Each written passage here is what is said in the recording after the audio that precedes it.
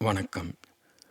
ஆன்மா என்ற சொல்லுக்கு ஆங்கிலத்தில் 2 சொற்கள் உள்ளன. ஒன்று ஸ்பிரிட், இன்னொன்று சோல். 2யுமே நம்ம ஆன்மான்னு தான் மொழிபெயர்க்க முடியும். 2ம் கலந்தது தான் ஆன்மீகம். ஸ்பிரிச்சுவாலிட்டிங்கிறது பார்த்தீங்கன்னா, அந்த ஸ்பிரிட்டுங்கிற சொல்லிலிருந்து தான் வந்தது. கிறிஸ்தவர்களுக்கு தெரியும், ஹோலி ஸ்பிரிட் அப்படின்னு சொல்லுவாங்க. ஸோ ஹைலி ஸ்பிரிட்டட் அப்படின்லாம் சொல்வது உண்டு. அந்த ஸ்பிரிட்டுனா ஒரு உணர்ச்சின்னு சொல்லலாம், ஒரு ஒரு உணர்ச்சி வேகம்னு சொல்லலாம், உணர்ச்சியின் வெளிப்பாடு அப்படின்லாம் சொல்லலாம்.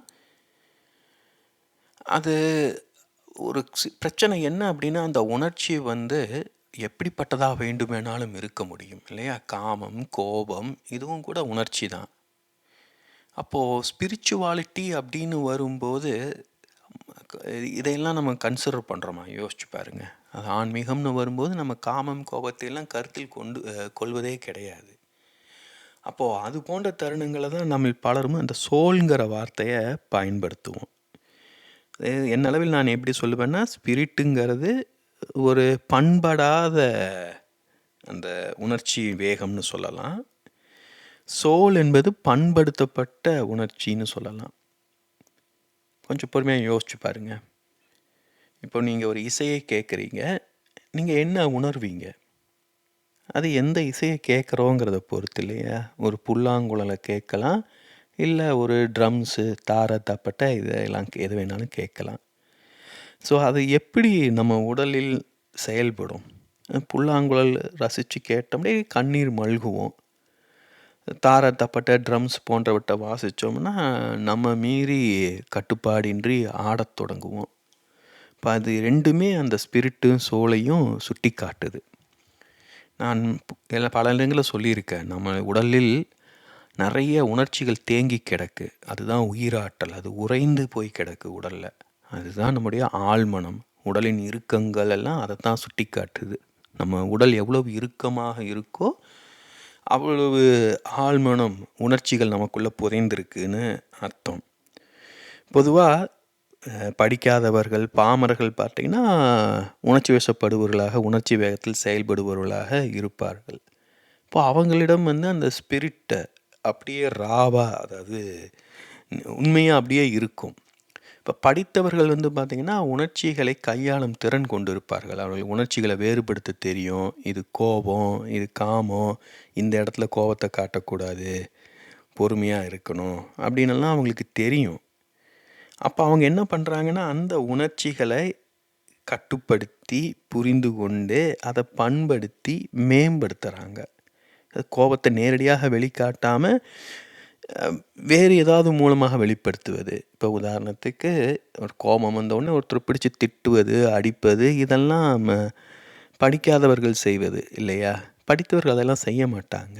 அவங்க மேபி என்ன பண்ணலான்னா, ஒரு எழுத்தில் திட்டலாம், இல்லாட்டி வேறு ஏதோ ஒரு விதத்தில் வெளிப்படுத்துவாங்க. அதை என்ன செய்கிறாங்கன்னா, வேறு விதமாக மடைமாற்றம் செய்வார்கள். இப்போ அதுக்கு தான் ஒரு ஆளுமை தேவைப்படுது.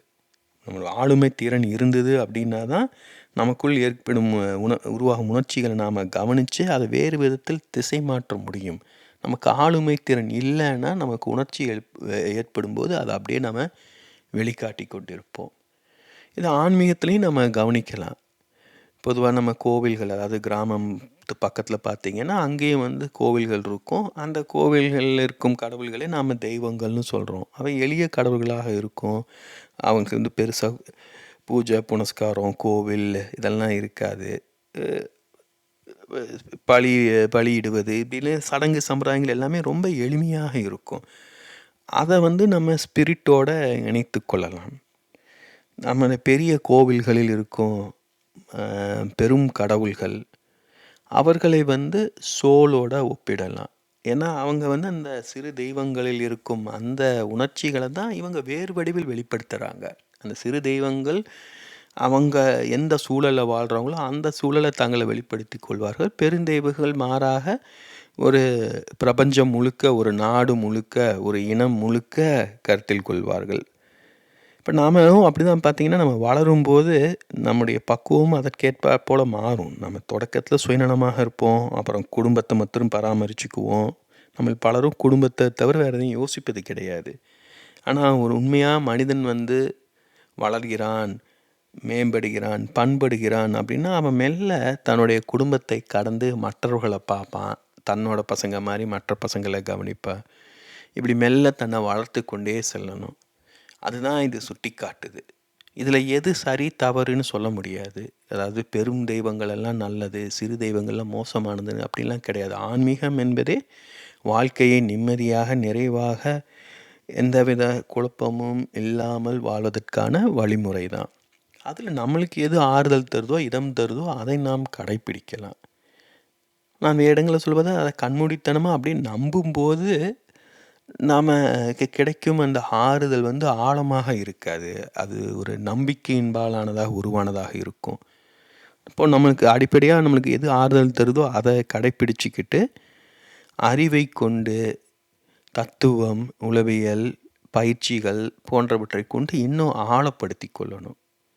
அதை எப்படி செய்யணும், என்ன செய்யணுங்கிறது தனிமனிதன் தான் புரிந்து கொள்ளணும். ஏன்னா இப்போது ஒரு கிராமத்து சிறு தெய்வங்களை வழிபடுபவர் கூட வந்து பார்த்திங்கன்னா, அவரே வந்து அந்த தாரை தப்பட்டை போன்றவற்றை இசைச்சார்னா ஆடுவதற்கு வெக்கப்படலாம், கூச்சப்படலாம் இல்லையா? அப்போது என்னன்னா அவர் வந்து ஒரு பகுதியை ஏற்றுக்கொள்கிறார், இன்னொரு பகுதியை ஏற்றுக்கொள்ளலை. இது நம்ம எல்லோருமே இருக்கும்.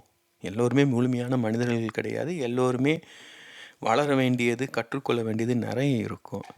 இதை நாம் கவனிக்கணும். நம்மளுக்கு உண்மையிலே என்ன தேவை, நம்மளுக்கு என்ன அவசியம்னு பார்க்கணும். சில சமயங்களில் நம்மளுக்கு அந்த தாரை தப்பட்டை போல் துடிப்புமிக்க இசை தேவைப்படலாம். ஏன்னா அது உடலில் இருக்கும் உணர்ச்சிகளை, எனர்ஜியை வெளியேற்றி உடலை அமைதிப்படுத்தும்.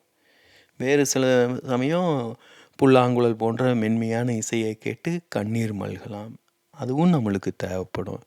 இதை கவனித்து பார்த்தீங்கன்னா இந்த 2 விதங்களும் நம்முடைய வாழ்க்கையில் பல்வேறு விதங்களில் வெளிப்பட்டுக்கிட்டே இருக்கும். ஒரு தொலைக்காட்சி சீரியலை பார்க்குறதுங்கிறது ஒரு தரத்தில் குறைந்த ஒன்று.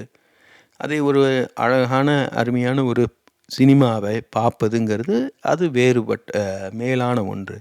ஒரு இலக்கியம் வாசிப்பது, கவிதை வாசிப்பதுங்கிறது மேலான ஒன்று இல்லையா? விளையாட்டில் வெளிப்படுவதுங்கிறது வந்து பார்த்திங்கன்னா 2ம் கலந்தது. சில விளையாட்டில் வந்து ரொம்பவும் ரஃப் அண்ட் டஃப்பாக விளையாடுற விளையாட்டுகளும் இருக்குது, ரொம்ப நாகரிகமாக விளையாடுற விளையாட்டுகளும் இருக்குது.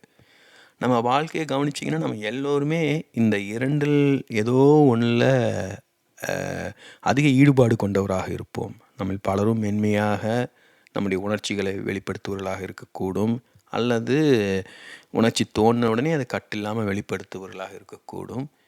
2யுமே நாம் கவனிக்கணும். 2யுமே நம்ம கவனித்து நாம் எந்த நிலையில் இருக்கோமோ அதற்கு எதிர்நிலையை கற்றுக்கொண்டு நாம் சமன் செய்து கொள்ள வேண்டும்.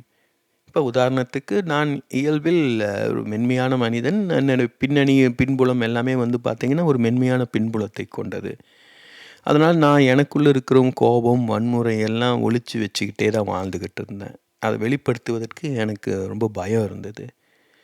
ஆனால் சமீப காலமாக தான் அதை குறித்த புரிதல் உருவாகி இருக்குது. ஏன்னா ஆன்மீகம் என்பது மேன்மையான எண்ணங்களை மட்டும் கொண்டிருப்பது கிடையாது, அது முழுமையாக இருப்பது.